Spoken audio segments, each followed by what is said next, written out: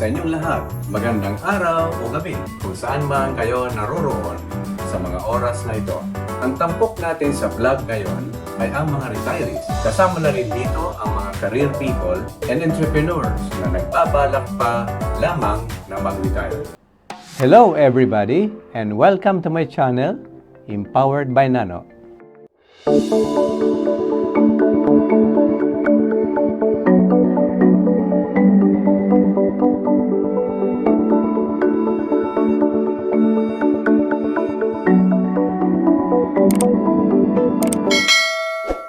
Ating alalahanin na ang mga retirees ay isang malaking segment or bahagi ng ating mga senior citizens.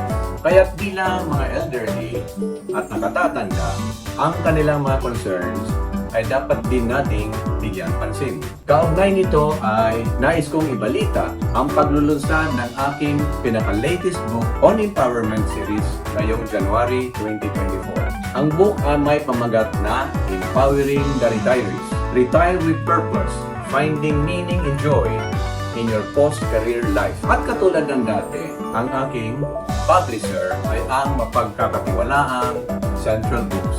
Ang aklat na ito ay naglalaman ng komprehensibong pagtatalakay sa maraming topics at tips para makatulong sa isang mas kapaki-pakinabang at masayang pagre-retiro.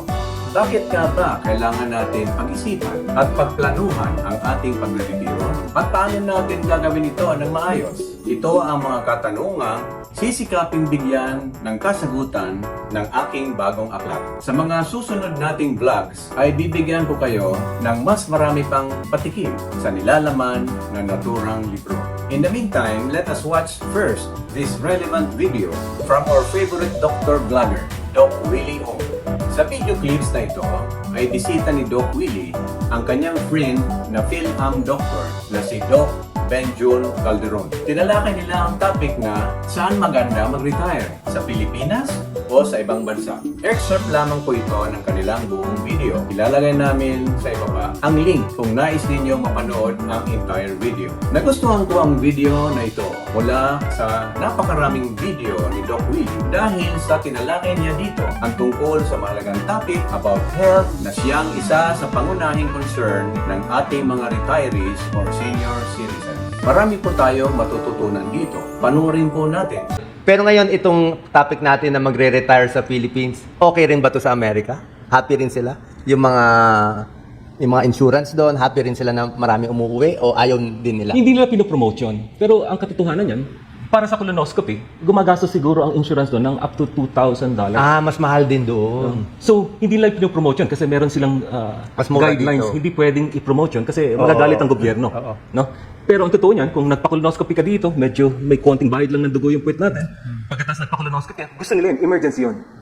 Okay. Emergency yun. So, itong reimburse ginagawa mo, Dr. Benjun, ginagawa natin, tulong talaga sa kababayan natin sa Amerika. Dahil baka nadidepress sila mag-isa. Marami akong kilala nga na nagiging bipolar, nagwawala, napapaaga yung dementia kasi nga wala makausap. Yes. Napansin ko na nga yun doon sa mga marami kong pasyente Oo. na bakit ganito, mainitin ang ulo tong nanay ko. Oo. Bakit to? Parang nagdidemensya na. Pag pinauwi dito, ang daldal ng nanay kasi, alam ko yun, dahil nagka-televisit pa rin sila sa akin. Kahit na pasyente ko sila sa Pilipinas, padadalang ko lang ng link yan, parang Zoom.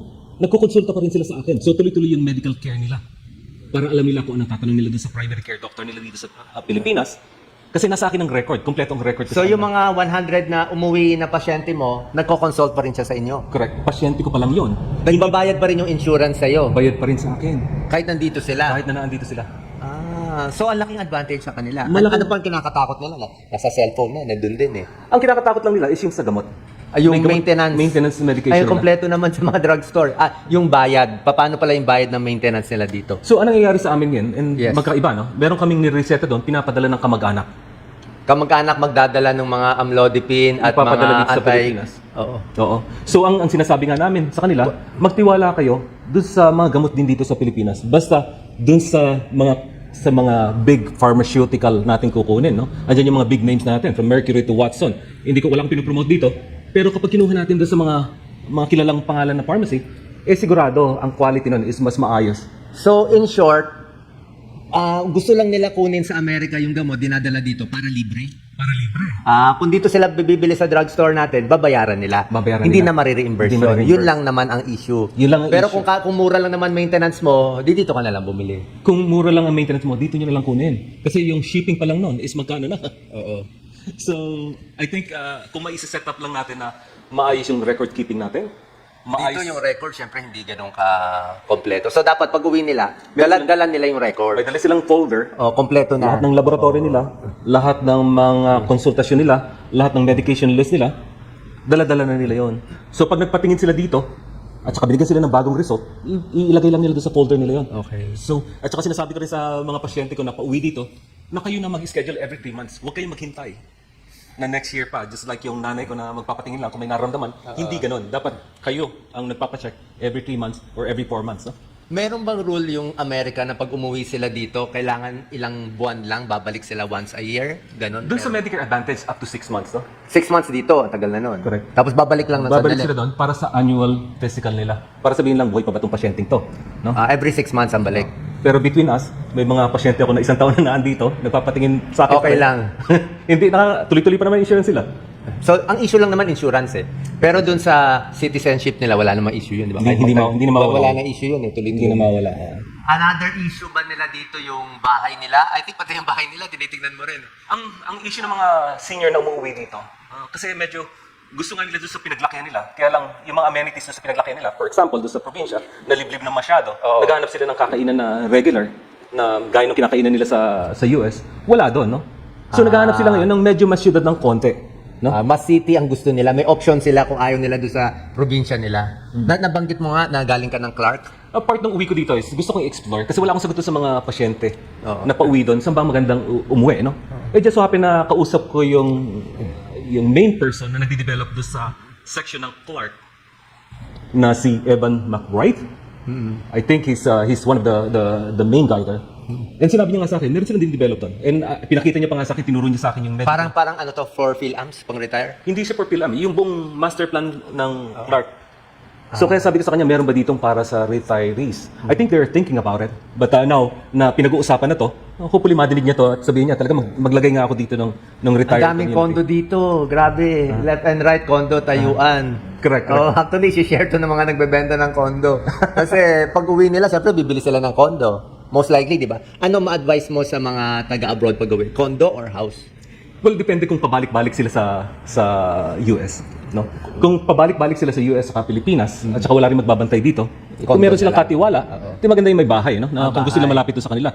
Pero kung wala rin nagbabantay, maganda rin ang kondo. Pero palagi ko sinasabi sa mga kababayan natin na pauwi sa Pilipinas, subukan nyo muna. No? Okay, mag-decide na bumili ka agad, tingnan nyo muna, mag-stay kayo doon, magrenta kayo ng 6 na buwan o 3 buwan. Kung Rent magustuhan muna. nyo, Tama, rent muna. kung magustuhan nyo, then tsaka kayo bumili. Oo. Kasi baka mamaya magsisi kasi. Merong mga pasyente kami na bumili, tapos hinila rin ng mga kamag-anak back sa US, no? Kasi nalulungkot din yung mga kamag-anak sa US. Dito na kayo. No? Balik na kayo sa US. Pero sa US, mas madalang sila ng kikita. Hindi katulad dito, 24/7, naaasar ka na nga sa kamag-anak mo dito, di ba? Yeah, meron ako isang magandang kwento siguro. Meron nung huli nating discussion, a week later, may nagte-text sa akin na isang senior with the pension na napakaganda. No? Ang pension nila siguro is for, I think, $8,000 Pension niya sa Amerika? sa Amerika. 8,000. Kalahating milyon. Tama ba? 450,000 mga ganun. Oo. So yung asawa niya, na inaalagaan niya for 8 years, is nasa bahay. Hindi na siya nakakalabas ng bahay para alagaan yung asawa niya. May 3 silang anak, pero nakatira sa iba-ibang states. No? Nadadalaw lang sila once a year, kung maisipan pa. Malulungkot talaga yon. Ang tanong niya sa akin, tinext niya ako, pwede ba akong magkakasya na ba sa amin to? Oo, sobra yun dito. Sabi sa kanya, siguro kung iuwi mo yan, kuha naman ng first class na eroplano. Pagkatapos kuha naman, mag-hire ka na ng isang doktor at saka isang nurse. Magkakasya, kada buwan, meron ka Sobra na yun. Sobra. Lahat ng pagkain, mabibili mo dito. Eh may katulong ka, siya lang nag-aalaga doon sa asawa niya. Na na-stroke. 8 years na. So, ang cost of living here is how many times cheaper sa Amerika? Mas alam mo? ang conversion lang natin is sa 1:55. 55 na siguro. 56, so panalo-panalo talaga. Panalo. Barya lang talaga dito. Pero ulitin ko, hindi para sa lahat. No? Ba't karamihan sa mga pasyente kong umuwi dito, mas nag-improve ang kanilang dementia? Nawala yung dementia, Akala nila dementia, yung pala. gamot. O nabawasan yung gamot nila. Pati blood pressure bumaba kasi related sa mental health yan eh. No? Kapag ang tao nai-stress palagi kasi nalulungkot, naalala yung kamag-anak dito, tumataas ang mga blood pressure niyan. Pag nagdi-depress yung pasyente, tumataas ang blood pressure. Kapag nag-anxiety yung pasyente, tumataas ang blood pressure. Hindi lang yun. Pati mga asukal nila, tumataas na rin kasi kain ng kain. May mga stress eating na sinasabi tayo. Wala nang pakialam. Kakainin ko na lahat to. Pag uwi dito, nagka-chance na may kausap, nakita mo, naglalakad na. No? Tsaka syempre, matutuwa yung mga kamag-anak dito pag uuwi sila. Kasi syempre, galing Amerika, galing ibang bansa, mayaman eh. Diba? Oh. Lahat didikit kay nanay, kay lola, Yeah, yun kay auntie. yun ang totoo. But so para sa mga nanonood natin dito sa Pilipinas, yun din ang worry ng mga kababayan natin sa Amerika. Ano worry nila? Baka utangan sila? Hindi naman, kaya lang baka hindi magkasya kasi gusto nilang tulungan lahat ng kamag-anak nila. Yan hahaba yung pila ng Haba ng kamag-anak. pila. Ang sabi ko, mag-budget kayo kasi limited ang budget natin kada buwan. No? Hindi nyo kayang isalba yung buong barangay. No? Ang kailangan natin, mag-set aside kayo na pwede nyo pang-share sa kapitbahay o sa kamag-anak. Kasi unahin nyo yung sarili nyo muna. Kasi kung hindi, magpo-frustrate kayo, babalik lang kayo sa Amerika. Syempre may hihingi para sa eskwelahan. Papatayo ng whatever, di ba? Correct, O, correct. Di ba? Tulong naman kayo sa school, sa barangay, sa halo-halo, di ba? Pwede sa simbahan, pwede sa ibang group. So, nahihirapan din sila paano tumanggi. Paano tumanggi? So, paano ba dapat tumanggi? Sabi ko sa kanila, sinasabi ko lang, may budget kayo. Andito na yung pagkain nyo sa kuryente, sa bahay, and everything. And lahat ng sobra, yun ang pwede i-share. Huwag niyo i-share lahat kasi hindi pwede, hindi magkakasya yan. Mapoprostrate lang kayo, talagang uwi kayo sa Amerika uli, out of frustration. Yung iba naman, lumilipat na ibang bayan. Lumilipat na ibang bayan. lumilipat sa ibang bayan, no? And dinadalaw lang pa rin nila yung mga kamag-anak. So, yung mga, ako naman magsasalita para sa mga kamag-anak dito. Hinay-hinay ang paghingi. Di ba? Pag binigla mo si lolo, lola, baka biglang umalis. Aalis yan. Aalis yan. Pero advantage to sa Pilipinas kasi syempre, dadali nila yung pera dito nila gagastusin. Maraming bibili dito. Yun ang gusto natin. Di ba? Yun ang gusto natin. Yun ang pabaliktad ng OFW, babalik nga dito. Yun ang reason kung bakit naging advocate ako ng pagpapauwi dito. No? Isa na yun sa mga mental health ng pasyente natin at saka about yung quality of life nito mga senior. Kasi sa amin nagko-complain yan eh. Every visit na makikita ko sila, malungkot. No? Maraming masaya, of course. Pero malungkot. No? But sabi ko, kung maitutulak ko sila sa Pilipinas, magiging mas masaya sila. But at the same time, matutulungan nila ang ekonomiya ng Pilipinas. No? Whatever pension na nakukuha niyan, ang mababa siguro 1,000, pero may mga kilala tayo. Gaya yung sinasabi ko, $8,000. Pag narinig nila $8,000 dito, nako. Nako, napakalaki na yun. 450,000. Uubusin lang nila yun. Oo. Dahil alam nila, next month may padating na naman. So tuloy-tuloy yun for life. For life hanggang mamatay. Ang laki ng pension, grabe. Hindi lahat yan. Ang average siguro na nakita mo yan, may 1,000, 1,000. Pero Siyempre may ipon ka pa naman sa trabaho mo. meron ka pa sa trabaho mo. Pero ito pa yung mga retirement pension nila. So napakaganda para sa ekonomiya natin. No? Napakaganda para sa Nalulungkot sila pag nakakausap mo kahit maganda bahay nila, nabibili nila lahat kasi wala silang makausap basically, yun lang. That's ganun nangyayari kasi ang ganda ng bahay, maglilinis sila ng bahay, maglilinis ng kotse. Pagkatapos nakahiga na sila, hihintay na naman ng Buong araw walang gagawin. Dito, marami silang makikita. Tapos yung maalala nila yung 40 years ago, 50 years ago na i-stimulate yung utak. That's true. At saka pwede sila mag-hire ng somebody that can drive them all over the country. Driver. Bakit doon walang driver? Kung meron man, saksakan ng mahal. Mahal. Kahit na Saka kung kailangan mo ng kasambahay, wala din. hindi rin. Wala ka. Ikaw lahat doon. Ikaw maglalaba. Ikaw magpa-plancha. Ikaw magdadrive. Okay. Dito sa ganung pension, pwede na siya may driver, kasambahay, may condo na siya, kompleto na. Kompleto na yan. May pambayad na siya ng kuryente. May taga-akay na, may taga-masahe ka na, may taga-chismis ka pa. Yun ang wala sa amin doon. Kaya, ang ganda dito sa Pilipinas is kahit na pumunta ka lang sa ibang bayan na malapit sa dagat o malapit sa bundok, masaya na. Ito naman ang issue pa, di ba? Ito, I don't want you to put you on a spot, di ba? Na yung peace and order sa Amerika, sa Pilipinas, how would you compare? Saan sila? Siyempre, kinakatakot nila na mas safe ba dito? Di ba marami sila napapanood? Kami rin, marami kami napapanood na biglang may mga barilan doon. So, saan sila? Actually, sa lahat naman, sa buong mundo ngayon is having issues with peace and order. All I can tell you is yung mga kamag-anak ko, 6 na kapatid ko at nanay ko, is nakatira pa rin dito. And may potential akong dalhin sila sa Amerika. Ang kapatid ko is immigration lawyer sa Las Vegas. So pwede ko talaga silang ituhilahin doon, no? Pero hindi ko ginagawa 'yan dahil mas masaya dito. Alam natin na may issue about peace and order, pero wala pa naman ako nakita na problema sa kanila dito. Sa Las Vegas, may patayan nga lang doon sa isang university na pinapasokan ng isang anak ko. Anything can happen. Ano daw yung mga shooting? Mga shooting. Parang sa Pilipinas hindi uso yung shooting. Parang hindi nga uso kasi I don't know why. Dito ang uso, suntukan, marami.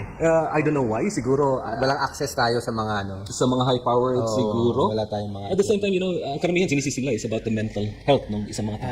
Yung mental health nila ang problema. Men- Paano naman, Dr. Benjun, yung mga lumaki na sa Amerika, yung second generation na doon na sila pinanganak, syempre hindi na sila uuwi dito pag tumanda sila. So, what do you think? Akala ko ganun din eh. Diba? Pero Kasi lumaki sila Amerika na eh. akala ko ganun. Yung isang pasyente ko na nagpaalam sa akin 2 weeks ago, bago magpasko, sabi niya pauwi akong Pilipinas.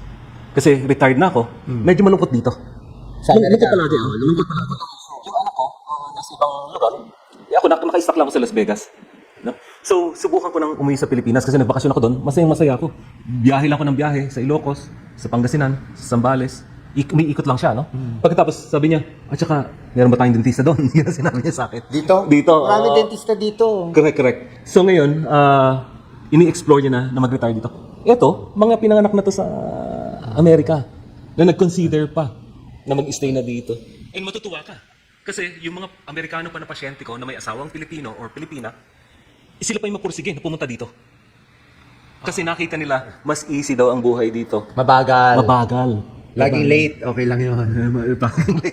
Pero pag traffic, doon ka na lang sa lugar mo, huwag ka na umalis. Correct, Diba? bro. Kung nandun ka, pero sa probinsya, wala naman. Eh, lalo na kung retired ka na, hindi ka naman na nagmamadali. Anong edad maganda sila mag-isip yung mga nasa abroad na mag-retire dito? Age 55, 60, 70, anong magandang age? Iba-iba eh. Kasi meron akong sinasabi, pinupush ko nga, habang malakas ka pa.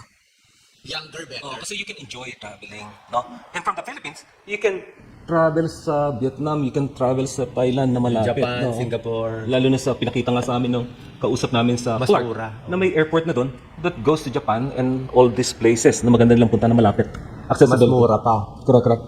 Pero ang karamihan na umuwi na napansin ko sa pasyente namin Anong edad? is yung mga hindi na nakapagmamaneho. Anong age ba ang retirement nila usually doon? Well, Sa iba-iba. Amerika. Meron mga pasyente na at 50, yung pinakabata na nakita ko is 55, nag-retire na. Basta may pera na siya, pwede na siya mag-retire. May pension na yan, lalo yung sa mga military. Ang babata niya, nag-retire. 55 na lang. 50, 55, basta nakapag-serve na sila ng 20 years yata yung sinasabi nila sa amin. Then meron dumadating na pension yan, kada buwan. Okay. So makikita mo yung mga nag-i-enjoy dito pag golf at saka travel 50 ng travel. years old, retired na, may pension na. Paano yung mga professionals? Well, you can also do the same, no? Pwede, Anong edad? gaya ng isang doktor na kaibigan natin, nagtrabaho siya sa gobyerno, may pension na sila.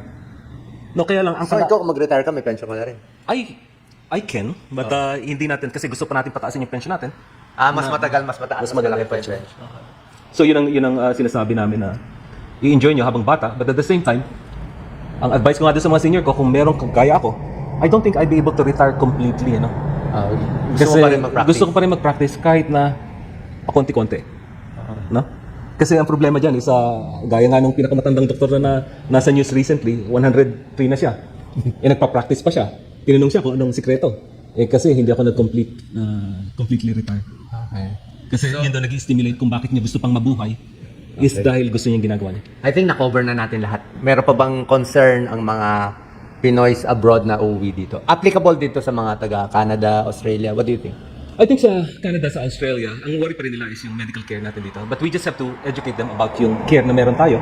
Is hindi naman huling-huli talaga. No? It's just, ang nakikita ko lang din sa medical record na kailangan natin i-save ng maayos. No?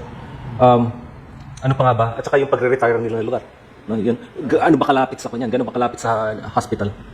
So yun talaga pinaka-concern na mababa isip nila ang care dito. Baka hindi sila gumaling. Pero pag doon naman, malungkot sila masyado, stress sila, high blood sila, nadidepress sila, doon din, nakakaikli din ng buhay. So they have to wait. Ano You have to wait. But sabi ko nga, I can prolong your life by another 10 or 20 years na medyo malungkot ka. Lagi O ka naman kaya- naka-antidepressant. Naka-antidepressant o kaya medyo na-shorten nga ng konti dahil yung hindi mo nakuha yung gustong medical care mo. Pero yun ang pinaka masaya mo na buhay. Lalo na sa medyo end of life na sinasabi nila, no? I think mas maganda yung mas better quality of life than yung longevity. Kami mga followers ko, ano kami dito, bahala na. Inuman na lang natin ng tubig, idasal na lang natin. I mean, wala naman yung haba or yung ikli. Dito nga, hirap nga makabili ng libreng maintenance. Eh. Yeah. So anyway, final words, Dr. Benjun, para sa nandito at para sa doon. I think we covered everything. No questions? Siguro po ang maisasabi ko lang is be proactive about your health, no? Importante, wag nating isang bahala yung preventative na care, no? Pa-check ng blood pressure, pa-check ng sugar, pa-check ng cholesterol. At saka yung mga preventative na colonoscopy, maraming pap smear. Kailangan natin yan. Narinig naman po siguro ninyo na nabanggit nila Doc Willie ang tungkol sa depression at iba pang health issues na kinakaharap ng ating mga retirees. Yan po mismo ang nais nating maiwasan o mapagaan kung kaya natin isinulat ang ating librong Empowering the Retirees. At sana, sa pamamagitan ng impormasyon na ating nahiko ay makatulong tayo sa ating mga active retirees at mga would-be retirees para sa isang fulfilling retirement life at makaiwas ang karamihan sa kanila sa maraming problema katulad ng sakit sa katawan at sa pag-iisip. Isa po itong guidebook na hinahangad na kayo ay gabayan sa inyong retirement planning and actual retirement journey. So, hanggang dito na lamang po muna, mga kaibigan. Magkita-kita tayo muli sa susunod na video. Ito po ang inyong lingkod, Nano Manahan Jr. na nagsasabing, keep educating yourself, read more, live more, and be empowered. Bye! Salamat sa inyong panunood. Huwag kalimutan, mag-subscribe, like, and share. Follow us on our Facebook pages.